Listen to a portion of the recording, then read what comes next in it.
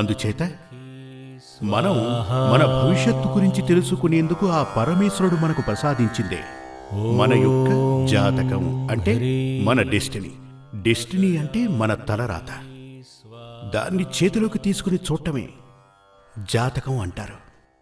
ఆ జాతకాన్ని తీసుకెళ్ళి కొంచెం తెలిసిన వ్యక్తికి గనక చూపిస్తే, మీరు గనక ఆ శాస్త్రం చదువుకుని ఉంటే అతను తప్పు చెప్తే మీరు కనుక్కోవచ్చు. కొందరొచ్చి చెప్తూ ఉంటారు, స్వామి నాది అశ్విని నక్షత్రం, కన్యారాశి అంటారు. అశ్విని నక్షత్రానికి కన్యారాశికి అసలు సంబంధమే లేదు.